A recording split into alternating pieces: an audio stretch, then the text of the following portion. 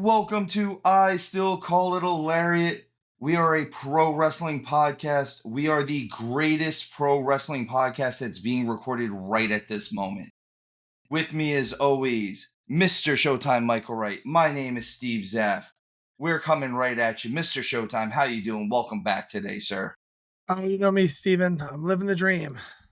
You got to, sir. You got to. Real quick, because we got a lot of wrestling stuff to go over today. I'm going to get right into it. Talk about our nonprofit organization that we are supporting. Obviously, it is Tap Cancer Out. Information for this will be in our description below, as well as all of our social media accounts. Tap Cancer Out helps out with Alex's Lemonade Stand, American Brain Tumor Association, Isabella Santos Foundation, Little Pink Houses of Hope, Camp Sunshine, Christopher's Haven, the Sidney Kimmel Comprehensive Cancer Center at Johns Hopkins, CureCervicalCancer.org, First Descent, and of course Tom Coughlin's J Fund. J Fund. J Fund. Real quick, I want to throw a shout out to the guys over at Coal Mine. Thank you, Mr. Brock, for coming in as a guest for our SummerSlam 92 review episode. As always, Coal Mine, I Still Call It a Lariat. We're like family members now. They're kind of like our special brothers that we don't talk about too often. And then I also want to throw a little bit of love over to our friend Jim Molyneux. We haven't talked about it enough, but everyone should be going to check out over at tpublic.com/extreme-referee for his t-shirts and stuff like that.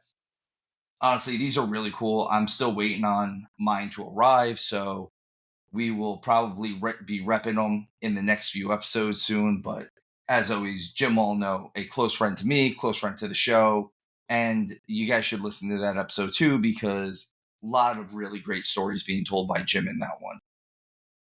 Oh, but with that said, let's get right into the wrestling news. Showtime, what are you thinking? You won't do it. I'm gonna do it. You won't do it. All right, first thing we got on here.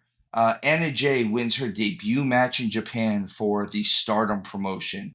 This is very much Tony Khan doing pretty much what Triple H has been doing lately and letting his stars go over there. Obviously, Stardom is the one that has the most connection to New Japan, which means obviously they have the most connection to Tony Khan, as to where Triple H has been letting his guys go over to some of their other Japanese promotions, the Noahs and things like that. I really like the idea of this happening too for some of these wrestlers with AEW. I think a big knock that even wrestlers have had on AEW is they're just not getting enough reps in. And this is a good way for them to get experience and maybe come back to AEW and shine just a little brighter. And I think that's a great thing for them. So essentially, Stephen, when it comes to the Japanese game, so WWE seems to be aligning with, is it Marigold? Marigold is the female promotion. It was, so I believe the president of Marigold was at one point one of the presidents, or like the executive vice president of Stardom. Sorry about that, folks. But was the was involved with Stardom and left and started Marigold. I know there's some stuff about, I forget if it's for Marigold or if it's for Stardom, but I know there's some other shady things that people have talked about. I know Kenny Omega has brought it up. I know Asuka has brought it up. It's one of those where I don't know too much about it, and I don't want to delve too much into it on a subject that neither one of us know too much about. But it seems like, yes, as far as female promotions in Japan, Marigold is the one that's being more associated with the WWE. Stardom is more associated with New Japan. I believe they're actually like their sister promotion type of thing. So essentially the federations, or whatever you want to call them, the organizations, are joining up in stables. It's stable warfare. It is stable warfare at a promotion level. It's kind of like the houses of Harry Potter. It's not. Oh, I know. It's not. Although most of the real stables in Japan are very much like the houses of Harry Potter. That I'll buy. It's promotions. So it's very cool concept. Again, we kind of keep saying it, and I heard someone else say it the other day, and I attribute it to them listening to us and stealing stuff from you specifically. But Obviously. the rising tide lifts all ships. Heard someone say it on Busted Open, and I equate it to the fact that we said it first. Specifically, you said it first. I will give you your flowers on that one. I'm always right. Always right. With that, with all of that, we also have someone who is honestly becoming a legend in this business, and that's Scott D'Amore, and he is starting a new promotion. Maple Restarting. Leaf restarting. Restarting. I did listen to an interview about this, and this was a really cool thing that he kind of did. He a couple years ago, more than anything, was kind of bored. He said, and went around like finding all the old tape library for the original Maple Leaf Wrestling, and is now kind of giving it that old school feel, but also bringing in a lot of kind of the new school style of wrestling that he was doing in TNA. Obviously, we are huge fans of TNA and just what they do wrestling wise. So if he's going to bring that wrestling to this Maple Leaf Wrestling, I think that would be amazing, and I think it would be a good chance to maybe put a Canadian promotion on the map. I know you had said that before we. Yeah, I was talking about that earlier today. Like, there is an opportunity. I mean, Canada's such a hotbed for wrestling, and they don't really have a big promotion of their own. I know they have some smaller ones up there, and maybe I'm wrong. Any of our Canadian listeners, tell me how wrong I am that, this one promotion that you never heard of is incredibly big, because that's going to happen. And but I could see Maple Leaf But kind let of us know either way. Yeah, please tell us. But I could see Maple Leaf taking this space and kind of being like a Canadian TNA to a certain degree, at least in the beginning. And I think TNA should watch out too. I know they got this really good working relationship with WWE, where the WWE seems to be taking their top talent. But I know that a lot of their top talent really like Scott. They wanted him back. And when somebody starts their own promotion, and like in any job that you have, people work for, like, when they quit or they work for people, less for companies, right? And in this situation, the person everyone liked to work with has a new job. There's probably a good chance that a couple of those guys might defect and go over there when their contracts are up. So I would have a little bit of warning up if I was TNA, but at the same time, they're doing some really good stuff with the WWE, which they have to watch out, because the WWE will pick your pocket as well. This could also be a situation where, I know we said that WWE has this working relationship with TNA.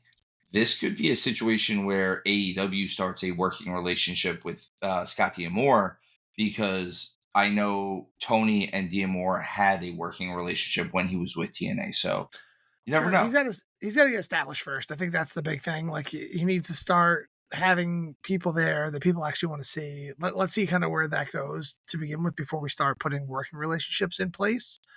I just said the other way around, is like, he's going to be looking for talent, regardless of where he gets it from. That's going to happen. The first thing you do is, who's the talent that I could build out this around?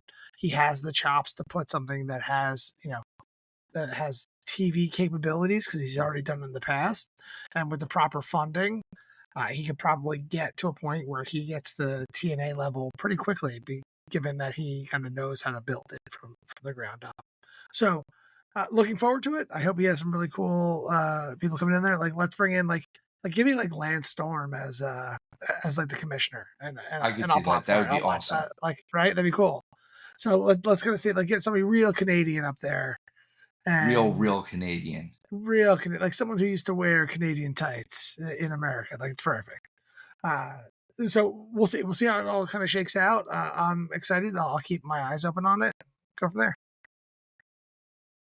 Also, I was reading an article, and this has been kind of a bigger deal. This is something that we constantly bring up, and I'm glad that she has brought it up. And that's It's about time she spoke up for herself. That Bailey addressed being snubbed on posters and things to that effect. And Constantly. according to her, the kind of the way she put it was, I mean, and she's right. She's doing as much as she can do with what they're giving her. I am not bashing Bailey's work whatsoever. I think she's doing everything in her power currently to provide the best product she is able to provide. And she kind of was just like, well, after a while, you ask enough of times about it and you realize you're almost being ignored, that you just stop asking. Mm-hmm. And I could see where that is. And I could also see where that's very frustrating, especially as you're a Royal Rumble winner. You're a WrestleMania, you won the women's title at WrestleMania and they do nothing with you. It It seemed just like the doesn't make last, any damn sense, to be honest with you. it Like, it doesn't. really doesn't. Like, This don't was an push her if you 8-month don't want to push her. transition. Exactly. This seemed like 8 months of her being basically a transitional champion. I But realized she wasn't didn't even hold the that, title like, the whole time, but like it seemed like she was just holding it until they could get Nia over there and eventually really get it to Tiffany. they could have had Nia win the Royal Rumble. It wasn't even. It's not even that. They gave her the Cody treatment in the ring, but then not in the promotions. And maybe they just don't think she's a draw, which I find that hard to believe. And I think she is, so that's not my opinion. But it didn't make sense. It's like talking out of both sides of your mouth. Let's push her to the moon, but then not promote her at all. It just doesn't. It never made any sense. It I think makes there's a few things that WWE. There's a couple holes in WWE's armor that I think are starting to show pretty hard right now. things like Tag team this. division. Their tag The team tag team division. division is garbage right now. The women's division right now is pretty Questionable. suspect, except for a couple like stars. The like it's weird. Like on Raw, we'll get into Raw, but there's only like 9 minutes of women's wrestling on Raw, and it was a DQ finish tag match.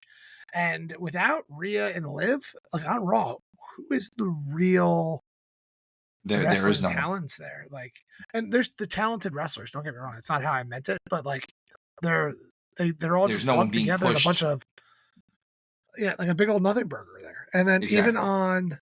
even on SmackDown, like there's a limited number of people there as well that kind of come out. There's more like, but like it's really what Bailey, Nia, and Tiff, and then a bunch of other people kind of being lumped together. And they, like I don't even know what they're doing with Bianca and Jade. And like, man, wouldn't they be nice to add to any of these rosters to make this division competitive?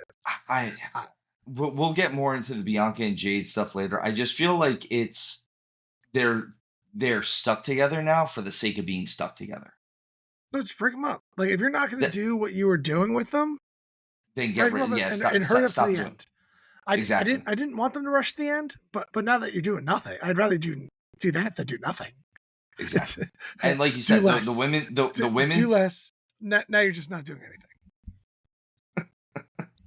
But yeah, like you said, the women's division just seems off. Like it's not as strong as it was. And don't get me wrong, we're waiting on the Charlotte Flairs to return. We're waiting to see if Becky is ever going to come back, things like that. But you can't wait on things like that. Usually, you have to. They have people that can fill that gap. Like what's going on with Maxine Dupree? What's going on with Shayna Baszler? Like what's going on with all these people that if you give them the push and actually make them legit winners? I know Dakota Kai got hurt, but like she like Io Sky is just floating around in a trios thing. Like, what are we doing nothing here? Former champion, she can get into that spot. So they have the talent. They're just doing nothing with it. And this is where I think in one area that AEW really outperforms them here. Because the women's division and AEW. Natalya. When was the last time you saw Natalya? Oh, she's all. I don't know. She's mostly in NXT. So, and I don't particularly watch NXT. But I mean, even still, she hasn't even been there. She's just re-signed her, so she's still here. Like, was that just a protection signing? She's just been sitting at home in Tampa with TJ. Do you in fact put Baby in the corner? Is that what happened with her? They put Baby in the corner. So moving on from one second generation wrestler, I guess a third generation wrestler at this point, to another second generation wrestler, Jacob Henry, Mark Henry's son, just signed an NIL deal with WWE. Now, for those of you who are wondering, Jacob has commented on this. He is not going to college. He's going to college. He signed his letter of intent to go to Oklahoma. He is actually still on the fence on whether or not he's going to be a two-sport athlete in Oklahoma. He is a heavyweight wrestler and he is also on their football, or he's a football player as well. So it's kind of a matter of which one he just enjoys doing more. So much like his famous, legendary Hall of Fame father, he also excels at several sports at this point. And has I've heard some interviews from him. He has a lot of personality about him. I think this is a great deal, and this is one of those things where having this safety net almost is a really nice thing for him, because it will let him focus both on his sports and his academics, and maybe be able to do something a little bit more than just one or the other. And who knows, maybe in 3.5 years, we're talking about Jacob Henry going to the Olympics for America instead of just going to the WWE. And he'll probably do more, because NXT also just recently lost another All-American. I know it's not on there, but Bobby Stevenson, who is Gable Stevenson's brother, he wrestled as Damon Kemp. His contract officially expired as well, which means that WWE kind of just wasted away both Stevenson's brothers. They did. Yeah, I was actually kind of surprised on this one because he seemed to be doing well down there. He seemed to be doing well. I think this is was a little late. I think this happened. This happened like 2 weeks ago. I think his contract just expired Okay. a couple days ago, but they were already phasing him out. Gable Stevenson has been gone for a few months now. I believe he's trying to go to the NFL. Did he get signed by the Bills or by something the Bills? I think the Bills. I think he's with the Bills.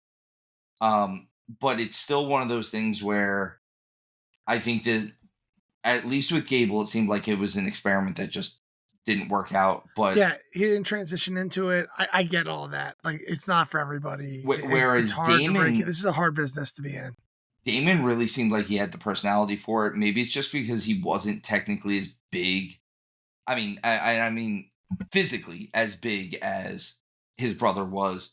Maybe it just wasn't sitting as well. Maybe things just weren't going as well. Who knows what the situation was backstage. Maybe he just decided, since his brother wasn't there, he didn't want to be there either, so they decided not to sign.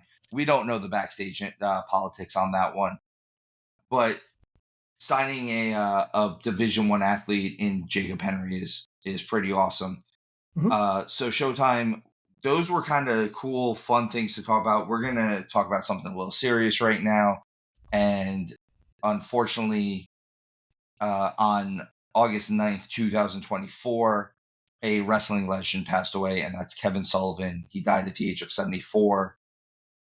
This is a big deal. This seems like this is one more in that old school fraternity of wrestlers that really kind of made up our childhood a little bit. I know that a lot of people our age kind of only remember Kevin Sullivan in that, or the ones that are a little younger than us at least only really remember Sullivan as that mid-90s Taskmaster gimmick that he did with the opposite Hulk Hogan. And it was very cartoony, but it was the stuff they were doing with that was also their version of trying to do a big production version of what he had been doing in the past. Kevin Sullivan, things that some people don't realize, he was a very, very accomplished amateur wrestler. And when he debuted in the early 70s, he actually debuted without ever having any professional training, which is shocking given the world that we live in, because normally that would be very, very frowned upon. But he was so good as an amateur that they brought him in to be a professional. Also, he's one of those guys that, I know we talk about this sometimes, that has that larger than life aura around him, because he was a 5'9" wrestler, and he put on matches with Andre the Giant and believably beat on the Giant sometimes. So sometimes what your character is and how you're portrayed is very much more important than your actual size. And he was a huge proponent of that. Um, he debuted in the early '70s. I said his best run that most people know him for started in 1982, and that was in Championship Wrestling from Florida. That was when he would form the Occult Army of Darkness, and he was a cult leader feuding with guys like Dusty Rhodes and Barry Windham. Which that was where you really got the first taste of him with Nancy, who would go on to become known as Woman, who unfortunately, has also passed away due to the stuff with the Chris Benoit stuff, which we don't like touching on. So, but there is that. It is what it is. But this was a big time for him. He feuded again, feuding with Dusty Rhodes in Florida. That was like feuding with Hulk Hogan in New York at the time, and he really did. He went on a big run there. 1982 to 1987. That's a big run back in the territory days where you're there for a good couple years and really building up a product like that. He ended up moving on to Jim Crockett Promotions in 1987. So that's the precursor to WCW or Mid Atlantic Wrestling, whichever one you want to call it. And he formed the Varsity Club. And the original incarnation with the Varsity Club is with Mike Rotunda and Rick Steiner. Remember that we said that he's with Mike Rotunda here because it definitely holds true with some of the stuff I'm going to talk about with him later. But he had a lot of good feuds. Again, feuding with Dusty, which feuding with Dusty Rhodes in the 1980s is a massive accomplishment. That means that you draw money, baby. That's what I'm saying. He drew money. He did the name of the. All right, the name of the business is wrestling. The name of the business is actually drawing money. If you read, it's drawing money. If you read between the lines, NWA actually meant draw me money. That's what it said. And he did. This was a time when both promotions, the NWA and the WWF, were both drawing money and money and money. And this was the height of wrestling. 1987 was the height of pro wrestling, a higher point than it had ever been seen before, at least. And I mean, obviously, it kept going up and up, but this was the real start of seeing things like WrestleMania 3 and things like that. He also feuded with the Road Warriors, eventually feuding with Rick Steiner and Hot Stuff Eddie Gilbert, going after Eddie Gilbert's wife, Missy Hyatt, at one point. A lot of this stuff these were subjects that they weren't touched on back then that often, and Kevin Sullivan was willing to be the guy that tried out some of this stuff. Yeah, the term ahead of his time, I feel like sometimes is overused, and maybe not even used in the right way, or just kind of thrown around. Kevin Sullivan was ahead of his time. Like, he had done stuff that we see later on that inspire other people that work kind of now and that didn't technically work back then. The kind of fractured mind kind of person, the cult leader, the like just being a badass to begin with, and then kind of transitioning into it. He was one of the most over heels that were out in those promotions. He was something special when it came to it, and I think a lot of people who listen to this, particularly if you're younger than the two of us, he had so much impact on like the early WCW days as a booker. It was like he wrote all those storylines that I remember from high school. Exactly. I actually have that written down as well. He's behind the scenes. He's thought of as a bit of a booking genius. I Mm-hmm. know I've been on shows with Kevin, or I had been on shows with Kevin, and one of the things that he really held true was he was in charge of if you're Showtime in my age, you will remember that WCW almost always started Nitro off with a cruiserweight match. Mm-hmm. And the reason why is because he wanted to set a tone of excitement right off the bat. And it really, I mean, that's something that he is credited with. Um, I'm a big believer, kind of how you said he was ahead of his time. If we didn't have the Kevin Sullivan character work that he did, we'd never have gotten Undertaker or Kane. And more Mhm. specifically, and again, Mike Rotunda, we would never have gotten the Wyatts because Bray was the new generation of Kevin Sullivan. And you have to figure with his relationship with Mike, he had to sit there and we say sitting at the learning tree all the time because it's a popular term now. But we're not talking about Jericho Jericho. in this. It's Jericho. It always comes back to It Jericho. always comes back to Jericho. But And he booked Jericho back in the day. Maybe that's he where he got it from.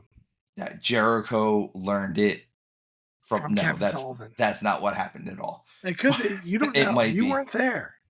But you have to figure some of this stuff that Bray did and now Bo Dallas is doing.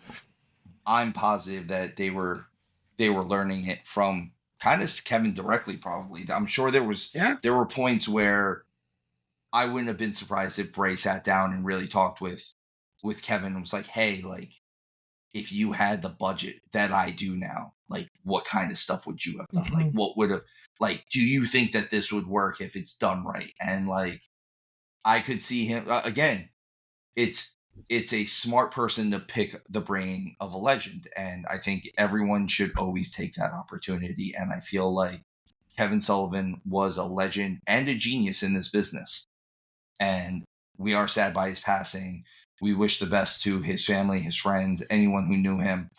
Um, but and there we go. I'm not completely positive that, given his gimmick, that he's in heaven, but wherever he's at, they got a main eventer right now, and he might be taking over at this point. So goodbye, Kevin Sullivan. Thank you for the memories, as always. But Thank we you. are going to move on from that to some more fun stuff. We're going to get back to wrestling, more of the modern wrestling, if you will, Current and day. current day wrestling. And we're going to talk about TNA this week in Impact. A lot of cool stuff happened on Impact. I know we constantly say it. Once again, TNA Impact actually, I think, had the best wrestling match of the week. Everyone has won the. I feel like it has the top match of the week every time. Like the Every whole week. card isn't What the best card of the time, and I don't want to mislead that, but you'll get the best match. you know what, man? There were a couple of good matches on this card. There were a couple of good segments on this show. Um, I like that we talked about this before the show. One of the big things was Mike Bailey, the current X Division champion, put himself into one of the qualifiers to get into the Ultimate X match at the next pay per view, kind of cementing himself as a fighting champion. And he even went around to other former X Division champions, trying to make sure that they are also going into qualifiers because he wants to prove that he's so good he can beat that he is the best. So he's beaten former X Division champions. He doesn't want to just rest on his laurels. And I respect that. I think that's a cool gimmick that they've got him doing. Yeah, I dig a good fighting champion here, and that's what he's doing. Not just gonna wait for contenders to show up. He wants to like earn his own spot in there, and so I always kind of dig that he's bringing a layer of competitiveness and prestige to the X Division title, which I think will elevate it a bit. I think the whole talent pool in TNA has been elevating uh, dramatically, particularly given the time that they've started working with the WWE. Not to say that it's all WWE's influence, but I feel like everybody around is starting to elevate their game to be a bit more similar to the talent you see in NXT. So I like kind of what they're doing here, and I dig Mike Bailey's swagger. Keep it up, boy. Another cool thing. Jonathan Gresham comes out this week looking completely normal. No mask, no ink, and says he has no memory of the last couple weeks or anything that has been going on. and goes out and puts on a technical masterpiece with Kushida. This was the match of the week. This is the one I'm talking about. Guys, if you are listening to this show, go watch Impact from this past week. Go watch if you have access to Axis. I don't want to say that too many times fast. Yep. Or access to the TNA app. Please go watch this match. This match was really, really good. They went out there and they went hold for hold. They traded side headlocks. They did Kushida.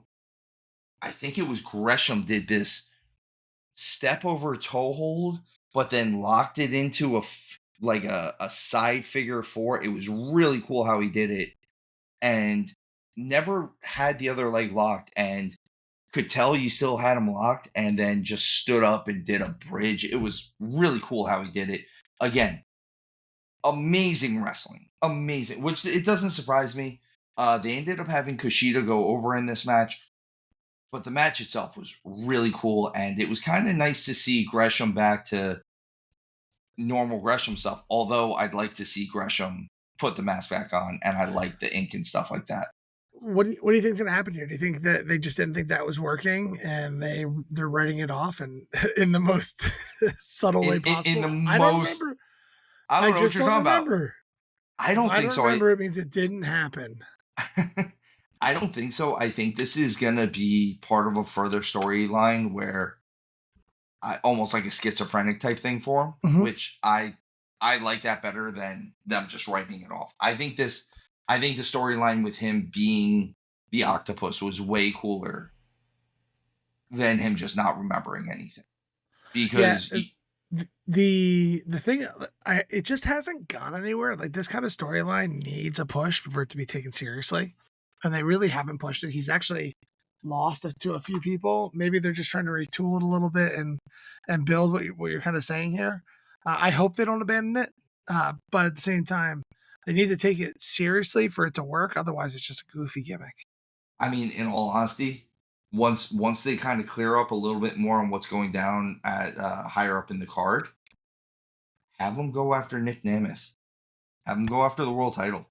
And I think it would work. Like, I realize he hasn't done anything like that, but that's one of those gimmicks that he could do it real quickly and no one would question anything about it. We get. I actually would love to see him hit Nick's brother. His first name is escaping me right now. Ryan Nemeth. Get Ryan with the ink, and then have him on the side, and have Ryan help beat up Nick. Maybe not drop the belt to Gresham. I don't think it's time to drop the belt to Gresham with all the other people who are kind of floating around that. But it could be kind of fun to kind of see that little feud kind of percolate up. I could definitely see that. That would be awesome too. Like you said, I think they've slowly been kind of almost working towards getting Ryan on there against Nick a little bit. Like, I'd like to see that a little bit more. I feel like they'll build it eventually. Have Ryan go heel. We also get more of a build for Matt Cardona versus PCO. They did.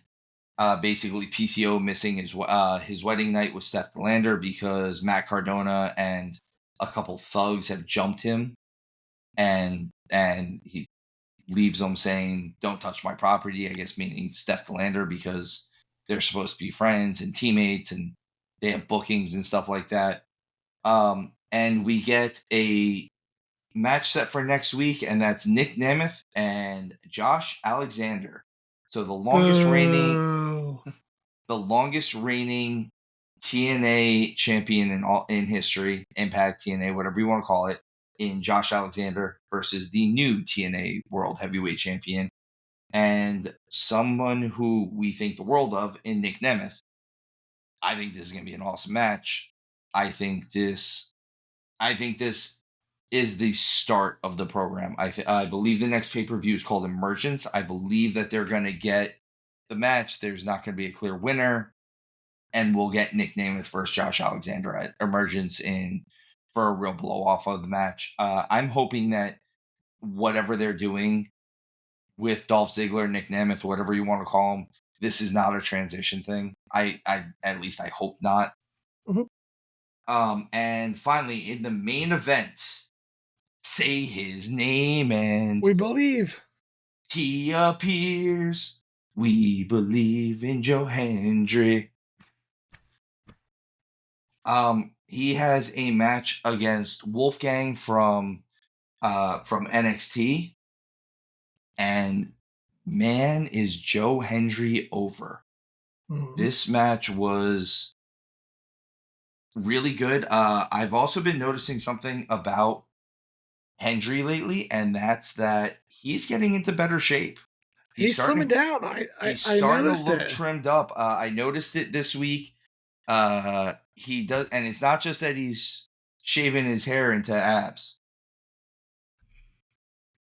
So One of not the that we've ever seen, unwritten rules of wrestling. That's yeah, how you not get that we've abs. ever seen anyone do that before.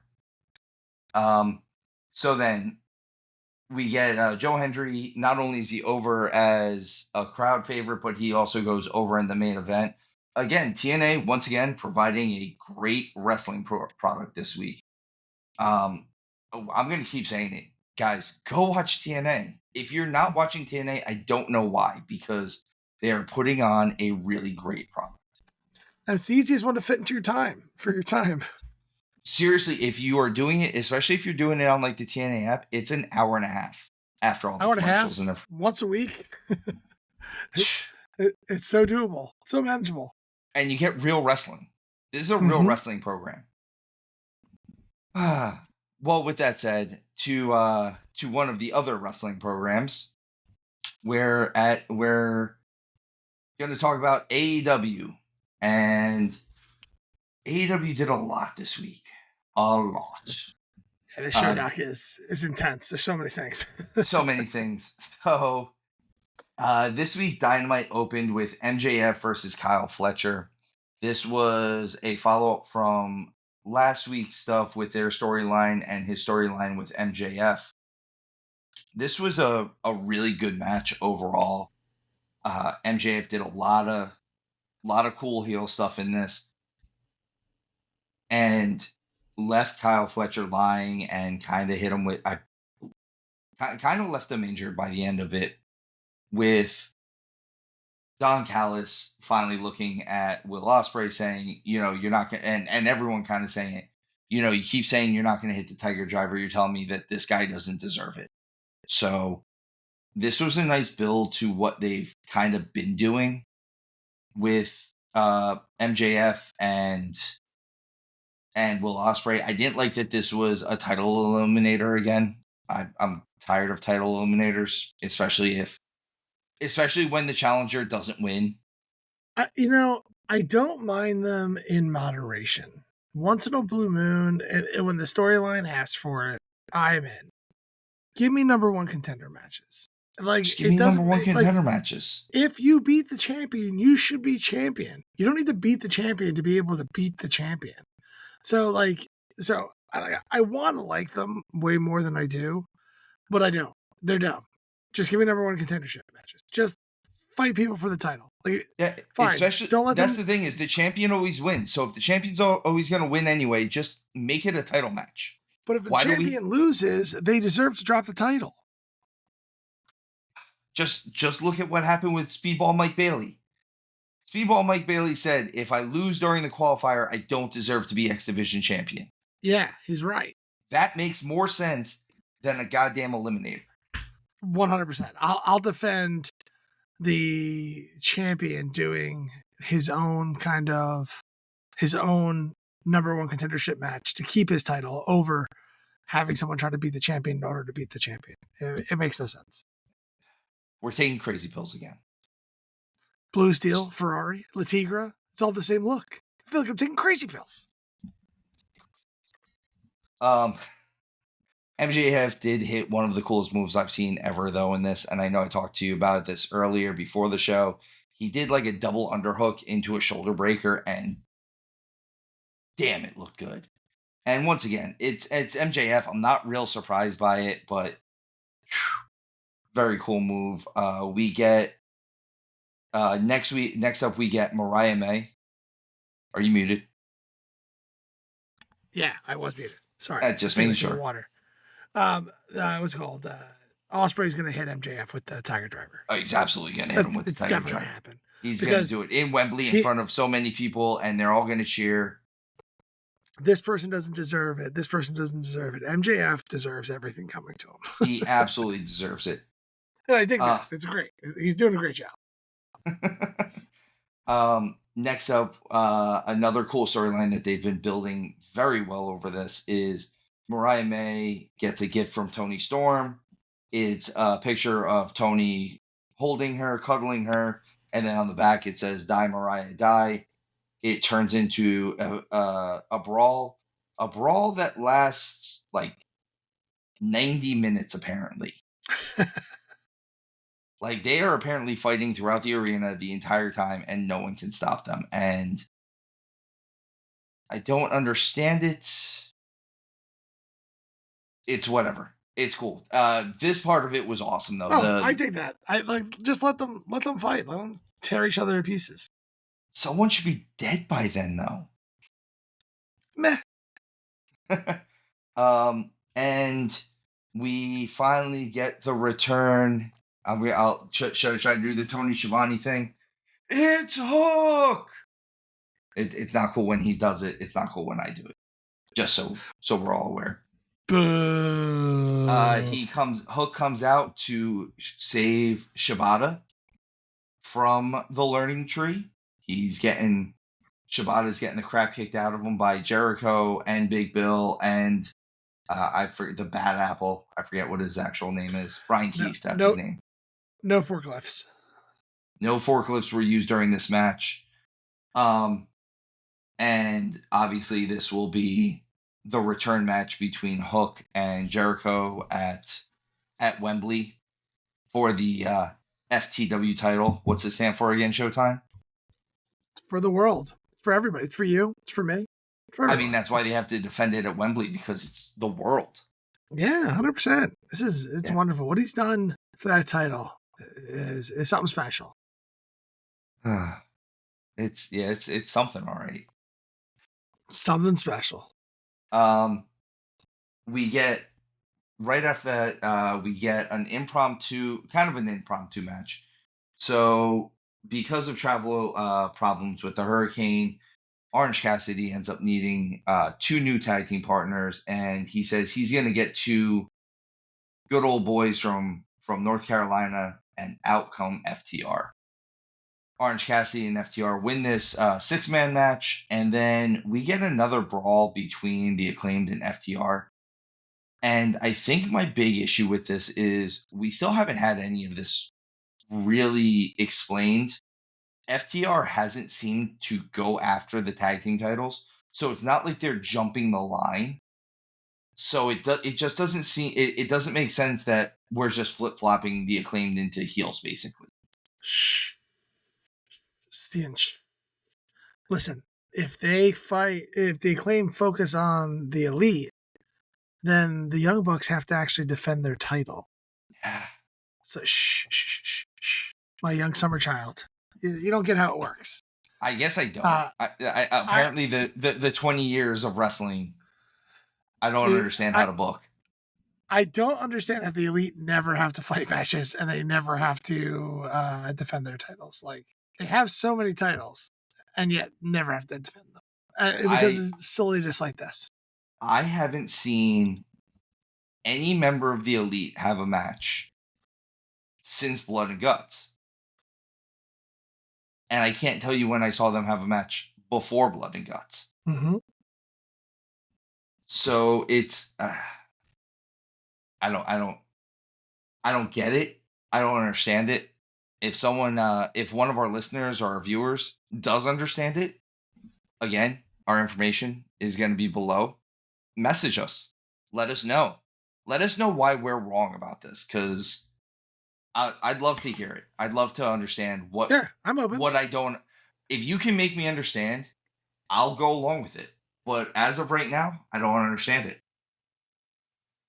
This week on Collision and on Dynamite, good old JR, Jim Ross, had interviews with both Swerve and Bryan Danielson, kind of highlighting the match coming up at Wembley. I want to say this in the nicest way possible. I love Jim Ross. I love JR. I think Jim Ross is the greatest play-by-play, color commentator, whatever you want to call him, in the history of wrestling. I think he's actually surpassed Gordon Soley. I think he's surpassed a lot of people.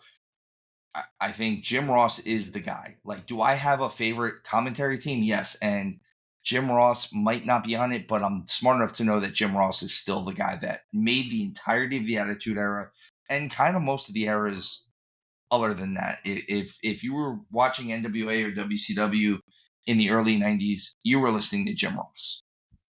And he just, I don't know, I think between his health issues and his age, I think it's time that unfortunately Jim Ross maybe does something behind the scenes more than anything else. I think he still has a wrestling mind.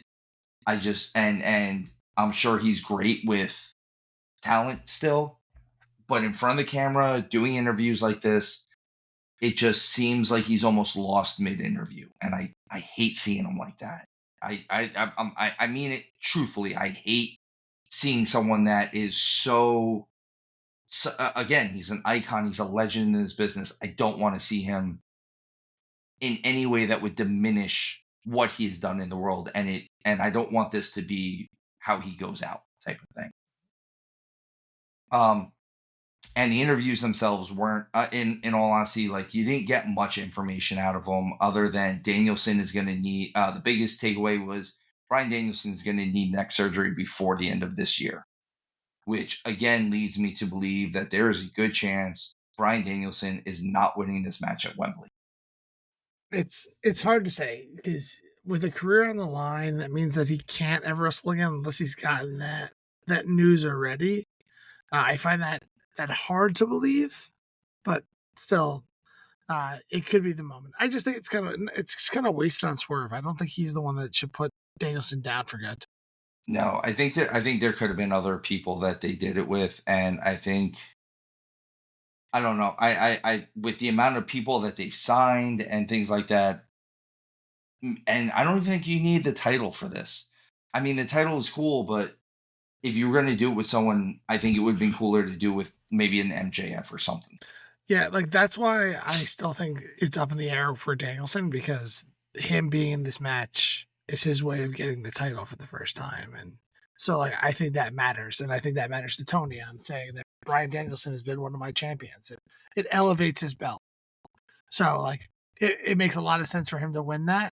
And a lot of this could be, big old work. But at the same time, who knows? He definitely does have neck issues right now, and we'll kind of see how this plays out. After the interviews, we also get Danielson beating Jeff Jarrett in no holds barred match or all in match, whatever they were calling it. Anything goes. He hit him with that psycho knee, but like with a chair too. It was a bit much, but I get it. Like, you had to prove that you were willing to do anything. And they went to interview Jeff Jarrett afterwards, after Dynamite had went off the air, and we got a weird brawl that really kind of made no sense, other than the fact that Mariah May and Tony Storm seemed to still be fighting, but I couldn't understand Hangman Page fighting Jeff Jarrett and Jay Lethal. We do get Hangman Page versus Jay Lethal next week on Dynamite. It still made no sense to me. And again, guys, if you know what's going on, let me know why it made sense to somebody, because I'm more than welcome to hear the opinion on why it made sense. But he didn't attack Swerve. He didn't attack Danielson. And realistically, he didn't even really attack Jeff Jarrett, who he thinks screwed him in the match with Danielson. So I'm still not seeing it here, guys. Little bit of news is we're going to get Dustin Rhodes set to challenge for the Ring of Honor tag team titles. I'm going to assume it's him and Sammy Guevara versus the Undisputed Kingdom, Matt Taven and Mike Bennett. So that I think that'll be an interesting match. I think this is all just kind of more proof that honestly, I don't think Dustin Rhodes really wants to retire. I think Nope. I think he's being forced into retirement a little bit. Like, hey, we're gonna not have anything for you, and even the stuff we do have for you, it's on our D program. Realistically, let's face it, that's what Ring of Honor is. It's the D program at this point. So when his contract expires, he's not going to retire. He's going back to WWE to do some cool shit with Cody. Like that's definitely going to happen because I he comes back. It's going to elevate both of them. He's going to be so over in the WWE. They'll do something cool and do his like farewell tour, like for that last year or so. I wouldn't Without be calling surprised it if that. Cody gives them a goodbye match for the title. Sure. I can see that, and I've heard guys like Dave LaGreca say this, and I agree with this. The best match in AEW history is still Cody versus Dustin. That is one of the best matches. It's not just the best match in AEW; it's one of the best matches I've ever seen in my life. And if they were able to be allowed to do have a little bit of carte blanche in WWE this time and have their match, I think it would be even better. And especially you do it on a big pay-per-view, you do it at a maybe not a Mania, but you do it at a Royal Rumble or a Survivor Series or something. I think it'd be really, really cool. Yep. On Collision, we get Willow issuing a mixed tag challenge with Ishii against Chris Statlander and Stokely, apparently for Wembley. I think now we're just kind of filling the card for Wembley at this point. We're kind of just throwing some matches that seem like they could be cool. I don't know if they're going to be cool. We get a 6-man tag match for the number 1 contenders for the trios title. So it is the House of Black versus the Bang Bang Gang, and it goes to a no contest. Christian ends up counting them both out. He is the special guest referee in this match. I'm going to assume that this means that we're going to get a 3-team match for the trios title at Wembley. I think that seems like where it's going to go. I honestly think that the House of Black might end up pulling it off just so that they can kind of keep Buddy Matthews there so he doesn't. Yeah, did they just resign him? I don't know if they re-signed him or if he was just gone I think he was just gone because of the wedding. Mm-hmm. So I don't know if his contract got extended or anything like that, but I know a lot of those guys, they're kind of just trying to keep them around as long as possible so that Triple H can't re-sign them or can't sign them back and use. I feel like there's a lot of defense being played. A lot of defense being played. I noticed this during this match, and there's a lot of guys that are doing this move now. Why is everyone doing the back springboard cutter now? Sammy Guevara does it. Cody does it. TNA does it a lot. TNA does it a lot. Nick Wayne did it in this match he's part of the patriarchy. I don't get it. Stop doing it. Like if everyone's doing it, it's not cool anymore. If everybody's special, then nobody's special. But that was kind of AEW for this week. There was like a lot that happened with almost nothing happening at the same time. I'm trying to be nicer, guys. I really am, but like they just leave me confused a lot of the time. I like MJF. I like Will Ospreay. I like FTR.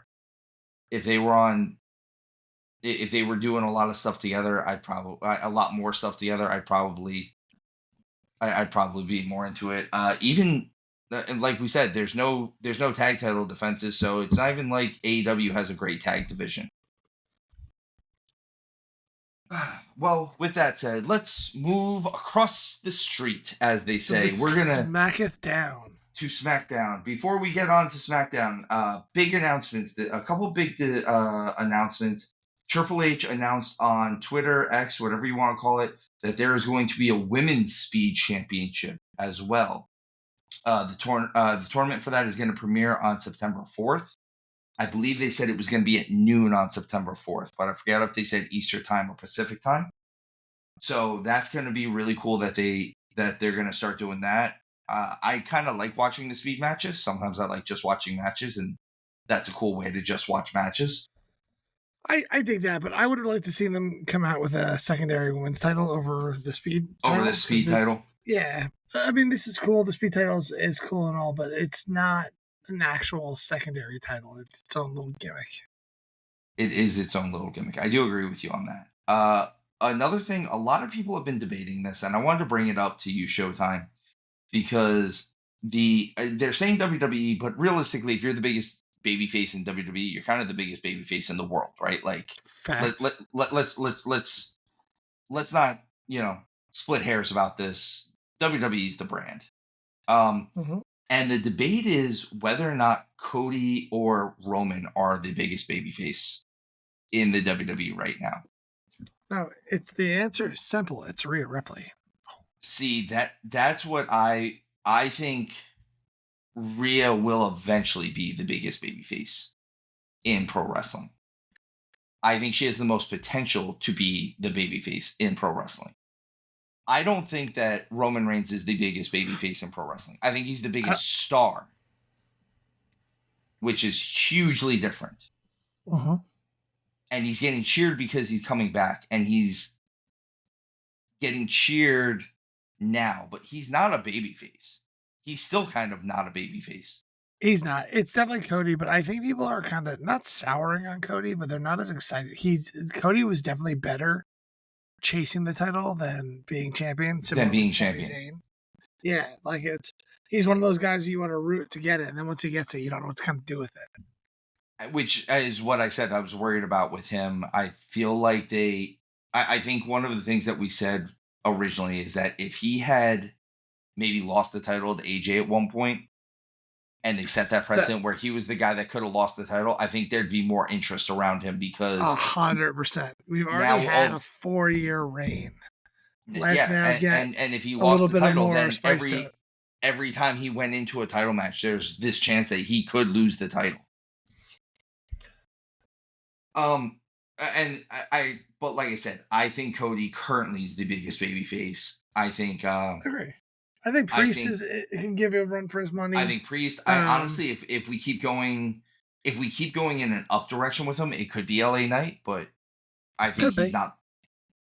But it's definitely currently. It could be Cody. CM Punk, except for he's a heel. It might be Seth Rollins, honestly. Seth Rollins, but they just wrote him off TV. He might as well not exist. Which is what I said to you originally. We found out this week that Seth is kind of written off TV rather because than he's going not into a clinic with Bronson Reed. But when I was watching that 11 tsunamis off the top rope, I texted Steven here and said, "Oh, looks like they just wrote off Seth." And then I got swayed and convinced that it was actually setting up a match with Bronson Reed. And then lo and behold, here we are. No match with Bronson Reed. No match. But to the SmackDown, we get an opening promo by Cody that gets interrupted by Solo. It looks like the Bloodline is going to come beat up Cody, and lo and behold, Kevin Owens comes out. KO. Chair in hand. Chair for both of them. They're going to protect each other. The Bloodline leaves, and Cody offers KO a title shot. I like this offer. I think this is going to be a good match. I like Kevin's response that he doesn't deserve it because he doesn't have the win-loss record for it, which I also think is cool. They then go back to talk to Nick Aldis. And I really like the interaction with Nick Aldis, too. I like Nick Aldis in general. I like him as a talent. I like him as a wrestler, obviously. But I like him in this role.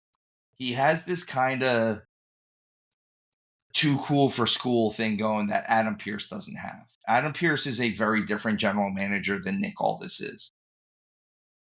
Where Aldis kind of is going to do whatever's best for business in the long run. And I really like that he's doing that. But I like that by the end of it, we get Kevin Owens versus Cody at Bash at Berlin. Again, we don't have a Yeah. lot of It's build gonna up be a for dope this, match. so we get a quick little 2.5 week build up for this match, and it looks like it's gonna be a nice fun fight. Yeah, It's I gonna think turn into a fight. you're gonna see this kind of build similar to the Randy Orton and Kevin Owens and Logan Paul build, where they're buddy buddy. They'll be fighting the bloodline, all that good stuff. Roman Reigns might come in here and there, but then they're going to start hitting to a fever pitch. Kevin Owens is going to want to win the belt at all costs, and he's got that fiery punching up kind of mentality. So I'm pretty excited about this. That's how I kind of see this going down. Now, do we think that KO could win this match? I mean, he could win this match, but I don't think he will. This is not the match I would drop the belt here. No, not I would after have the done way it they've been with building AJ. it. AJ was the move. Like, if you're going to have him lose to somebody, it was AJ, because he can't lose to Solo right now. Even though I have my own opinions on this, because Reigns told him that he was going to give him the keys to the kingdom. Said that.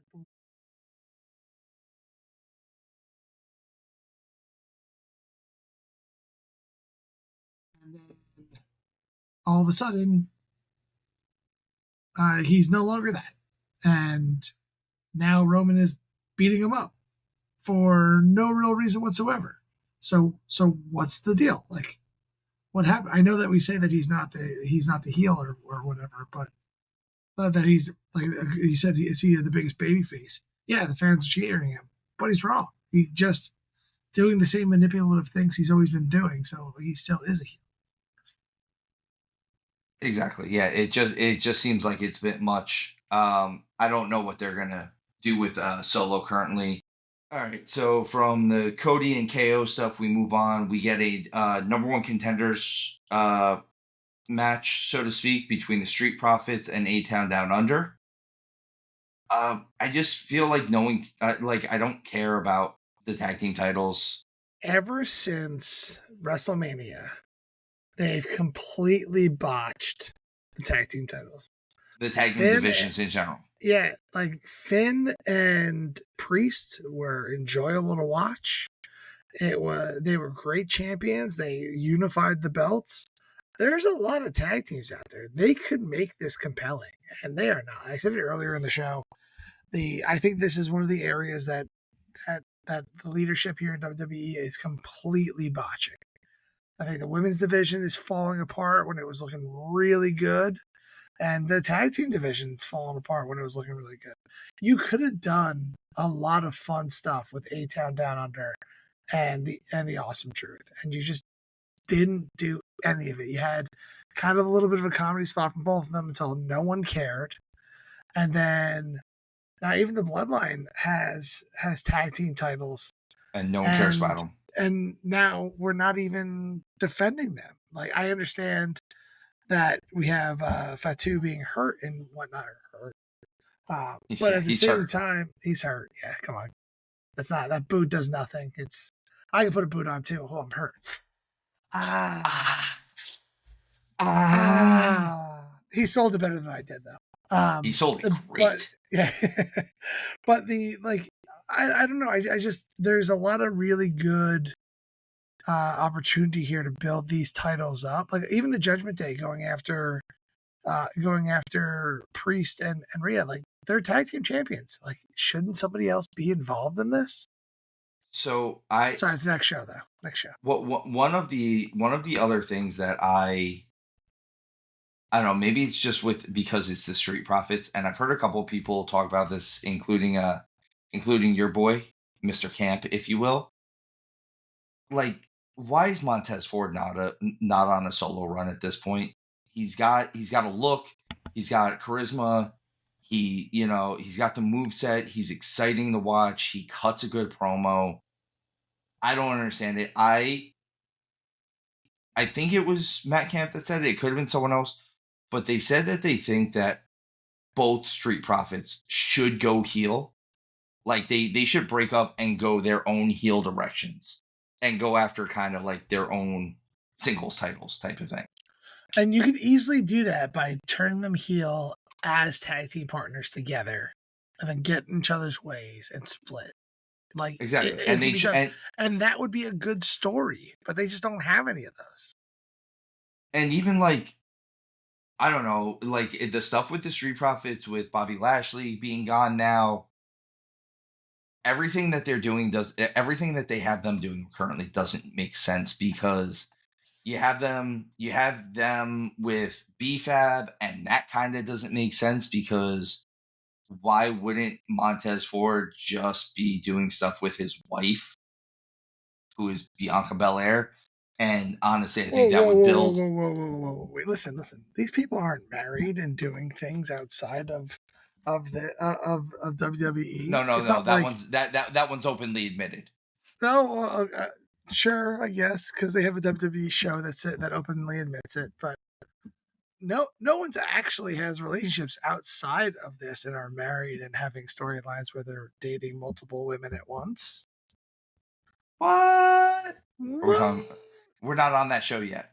Sorry, not that show yet. Sorry, my bad, my bad. I'm jumping ahead. um, but like I just don't understand anything that's happening, and this goes along with kind of the next segment.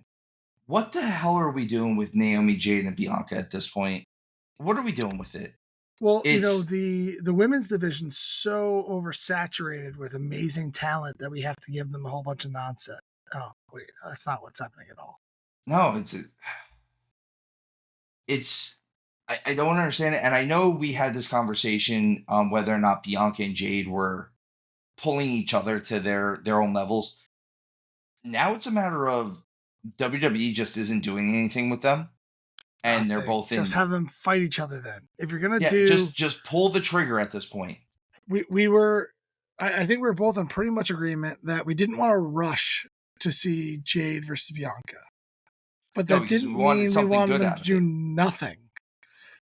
And even good, like good is a relative term. I didn't really enjoy them being so dominant that you would never believe them losing the tag team titles. But the moment they lost the tag team titles, they like vanished. There's just I don't know. It's it just seems like everything involved in that nexus, if you will, not the Jericho nexus, just this Vortex. nexus. It's different. I'm sorry, the nexus of the women's tag team titles is just getting sucked into this black hole of But just like nothing great. Naomi's a great example, right? She's a really good talent that they're doing absolutely nothing with. Like Nothing with. she's not even feuding with Tiffany Stratton anymore at this point in time. No, now She's it's not really helping Bailey. She's just kind of like, let's send her out for saves and we'll move yeah. on. Let's keep having her fight Blair Davenport for what appears to be no reason. There's no Yeah, for no reason reason. behind it. Never got a reason. Even Isla Dawn and Alba Fire, I thought they could have been a really good tag team. I thought your idea with them sticking with some of the mysticism and like even if they didn't do the stuff with that you had said originally with them like kind of having their own Frankenstein monster, Yeah. but So like my for those that hadn't listened to the show when I had called it out in the past, when they're kind of doing they're doing the witch gimmick. What I wanted to see them do was do kind of like Poison Ivy from the worst Batman movie, where they kind of enchant Braun Breaker. He becomes their mindless Bane, and he goes on just a tearing through streak. Now, I'm not upset on how they've handled Braun Breaker at all. So, like, don't get me wrong. And this is before he got drafted over to Raw. But at the same time, like they could have done stuff like that where it doesn't get too mysticisy. Mysticisy, is that a word? it is Mystic. now. Too mystic, but at the same time, like it's just nothing. Like it's nothing. Well, That's and all you this could have is. had them be a coven of witches Sure. and like done stuff like just hey, you don't even have to have them doing magic. Just Mm-hmm. hey, we're scary chicks and we believe this. Instead, they're just kind of Scottish like sex pot chicks that like come out and to scary music. Like that's really all it is. Like, but all Yeah. around there's I said this to you before the show. Isla Dawn is the main example of this. realistically, the way Isla Dawn walks to the ring and the way and acts in general, I see no difference between her and Liv Morgan other than that one is Scottish and one has red hair. That's it. But their mannerisms, the way they act, they're just kind of bratty and like temptressy. That seems to be their only gimmick now. And I'm like, this isn't fun. I don't want to watch this anymore. This isn't the women's tag team titles have just been terrible. Mhm. Terrible. Terrible. Oh, Terrible. tag team. It's not the women's tag team titles. It's tag teams It's in the general. tag teams. Tag Yeah, team it's not- division in general, terrible. And there's just so much talent there. It's just disappointing. I'm not even mad. I'm just disappointed. Thanks, Dad. Everybody knows that's worse. We get a definite U.S. title contender. Santos Escobar beats Andrade for a U.S. title shot. With Carmelo Hayes screwing Andrade, so I'm sure we'll get Carmelo Hayes and Andrade most likely at the SmackDown before Bash at Berlin, and we'll get Santos Escobar against LA Knight at Bash at Berlin. I'm going to say this when I said let's test the waters with LA Knight to see how he does as a champion. Santos Escobar was not the challenger that he was. He is not the hero that we deserve, nor is he the hero that we wanted in this case. I don't know. We needed something bigger, someone a little bit bigger. For a company that stresses long-term booking, they put titles on people and they seem like they have no idea what to do next. Nothing. No idea. Like no one. Like it seems like no one sat down and was like, "Hey, this is the road we're gonna go." But the obvious spot they messed. I think they kind of messed it all up because Kevin Owens would have been the perfect person to go up against LA Knight because I could see them both being faces but clashing. Like their personalities clash pretty hard. And that could have been some really entertaining stuff. I do like the idea of him facing Cody and getting a good friend versus friend match. But at the same time, like he can be floating around there.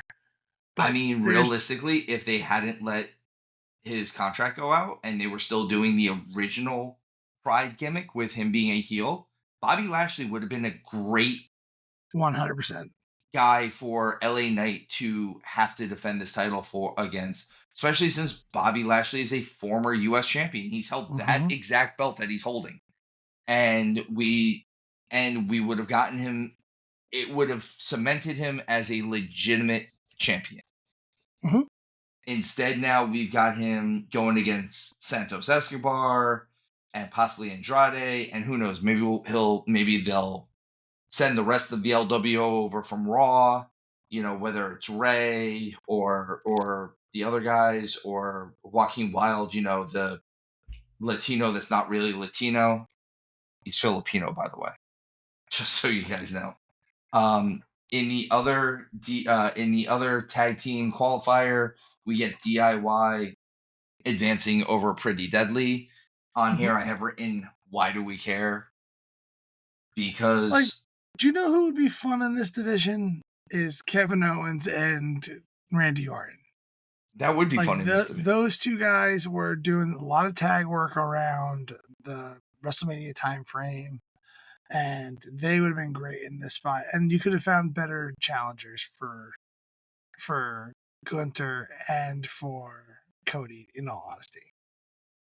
Well, and you could have had Owens and Orton win the title, and if you had somebody like the Street Profits or DIY go over on them cleanly, it elevates the other team as champions. Yeah, they'd pin Kevin Owens because he's the one that always takes the pin. Yep. and he looked good. Show ends with basically Roman Reigns laying waste to the entirety of the bloodline and almost getting a hold of the Ulafala. I think that's how you say it. I like what Roman's doing right now. I like a lot of the way that he's moving and acting and just doing stuff. He moves with a purpose, and he doesn't He kind of moves at his own pace even. Again, I think this is going to be cool. I can't wait to see where this keeps going with him. But Mhm. so that was SmackDown. We're going to go over to Raw this past Monday night. So that would have been August 12th, 2024. 2 days ago And from when this is posted. from when this will be posted. And the show started with Rhea Ripley and Priest ambushing Liv Morgan and Dominic Mysterio. This was a cool little segment. I know Rhea is catching a little bit of flack for using a little bit of sexual innuendo there. Honestly, we're getting a bit more of an adult show now, and I really Yep. liked. I like this. Thanks for letting us know where exactly where you are, and both of them looking dumbfounded by going, "Who's we?" And we finally get to Yeah. see Priest looking like a monster because he's a big dude. It only took him turning face when he would have made a lot of sense as a monster, as a heel. But I mean, standing behind Liv and Dom, he looked big and scary, and I liked Mhm. it. This was great.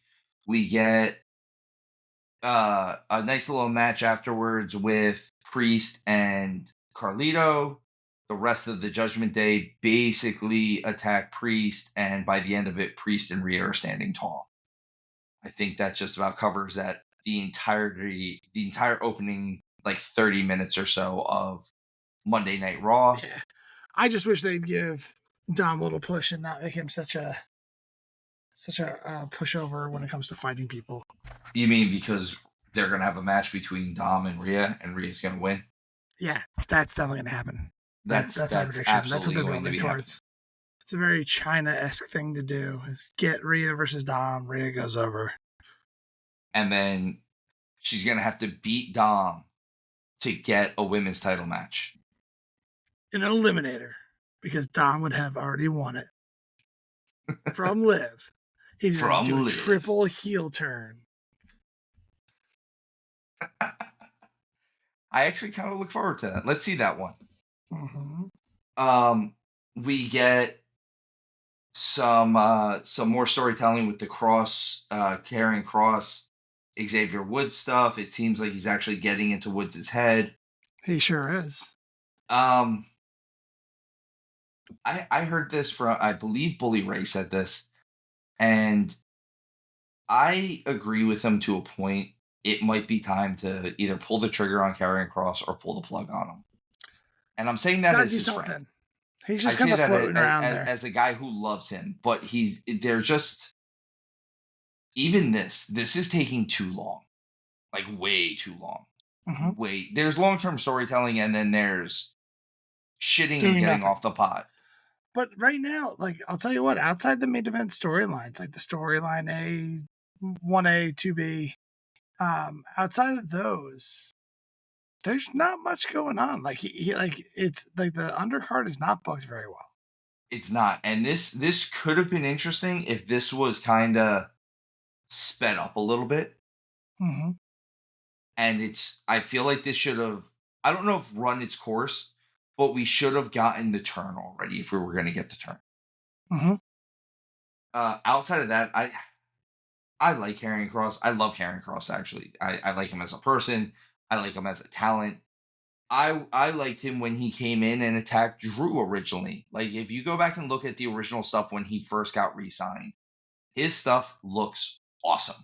And even some of the ways that he was doing stuff. And then it seemed like he got put back on the back burner at one point, and he just never found his way back to the front. And it's hurtful because you have a guy that seems like he has all the tools, and you just can't find something for him. Well, you could have him go up against LA Knight for the US title. Like that would be kind of cool. That would be Be a cool. good Like match if too. he, like have him switch back over to SmackDown and just start ruling ass on different people there. Everybody's starting to switch lanes now. Anyway, this is a Have post. have them do We're a in a part trade. post. Yeah, Yeah. The draft is fake anyway. Wrestling is real, but the draft is fake. It's still real to me. To get moving on, to go along with the Chad Gable storyline and American Made, American Made, American Made. We get Ivy Nile turning on Maxine Dupree. Um, Boo. Showtime, I have written here, this feud is still going on. It's which one? The Alpha Alpha Academy Academy? versus American Made. Alpha Academy versus Chad. Just in Yeah, general, this is another one that they should have. They should have gotten the. Someone should have put a bullet in this, like they put a bullet in Chad. they really haven't even paid much attention to it. Honestly, a lot of these long-term storytelling feuds kind of just fizzle out, and that's going on in the background while Chad and team Chad are in the going White Six. after the White Six. Like you've overlapped feuds. Like now it's too much. And Otis and team are just kind of getting forgotten. I always liked the dynamic between Ivy and Maxine. I really liked those two kind of like as they tagged up, and I liked the fact that like she could still be nice to them while being a heel on the other side, because it's like they're being more heels because they're fighting this crazy power of the Wyatt Six. It doesn't mean that she had to turn on Maxine, and Maxine's another one that, and both Ivy and Maxine are two more that could In be this women's tag talents team division that they that could be like using. could do something with them. I like they had them tagging up, and when Maxine was getting a little bit more aggressive in her style, I really dug that. Like, get her out there. Like, even if this happened, it's not going back now. But get Maxine a push. Like everyone was supporting her in her push. She had that great push in the Battle Royal, and then nothing. Nothing.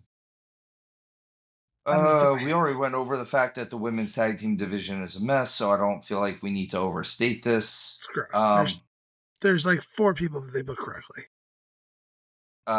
We get an Orton Gunther segment, which this was really good. This led to Gunther getting an RKO because he said he wasn't going to lose sight of what is going on with Randy. He loses sight of what's going on with Randy. Turns around, gets RKO'd. And then we get Drew coming out because he's basically about to tell him that he should be in the world title picture. He probably should be. He should be. He's been screwed out of it numerous times. And what happens? He gets screwed out of it. And everyone cheered. Yeah, everyone cheered. And they break out the strap. They break out the strap match. I think we're going to get a strap match. I think that's what's going to happen. We're going to see some. I could see this being, and again, I think it'd be awesome. Although I'm really hoping that they stop putting Punk in these gimmick matches, because I don't know how much more his body can take. That's just strap. He'll be fine. Maybe. And finally, the last thing, or one of the last things that we get is Bronson Reed has crossed the line. It's gone too far, Bronson. Big Bronson Reed, it's gone too far. I knew it. When this happened, I messaged Showtime and I said, Bronson Reed just crossed the line. And he never answered, and he didn't answer me back, I think because he was sulking. It's unacceptable. There are certain things you just don't do. And hurting our truth is one of them.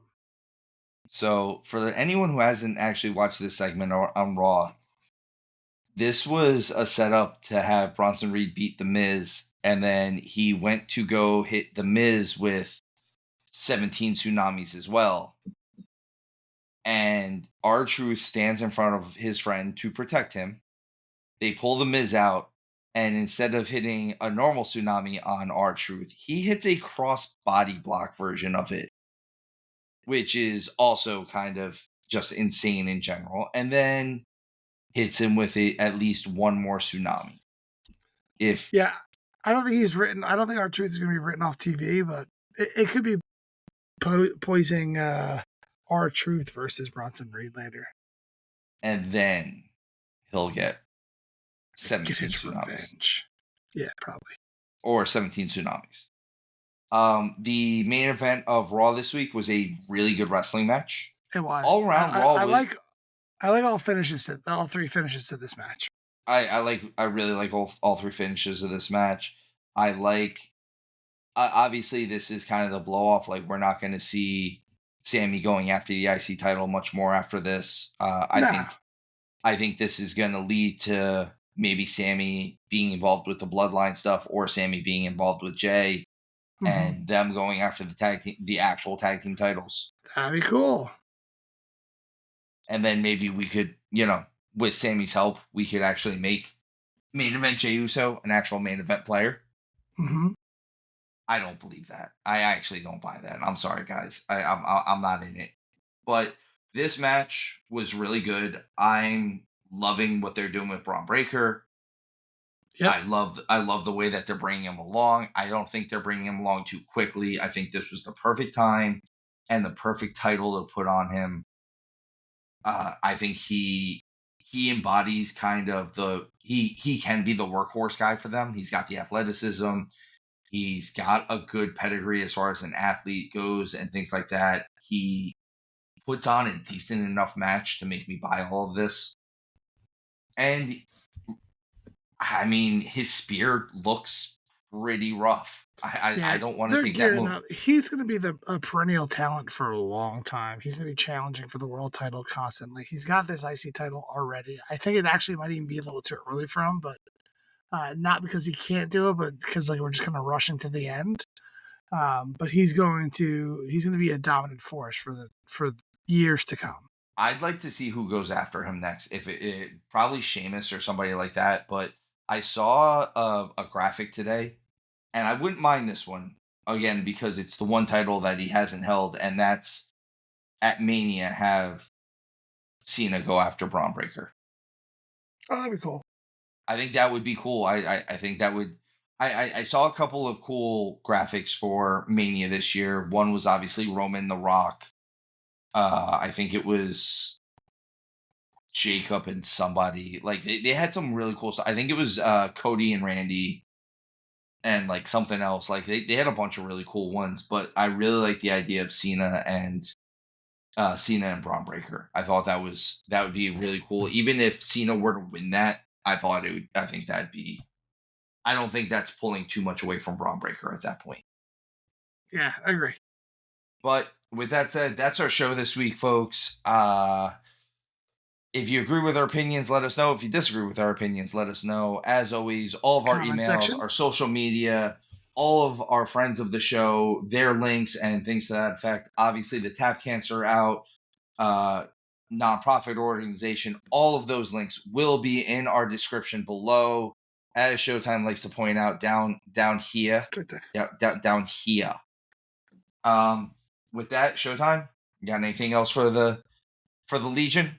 No, we just appreciate you guys and thank you for taking this journey with us and always listening and the support. So we appreciate you guys. So we'll see you next time, or we'll see you another time. Folks, as always, we do appreciate you, and always remember, tuck your chin when you bump.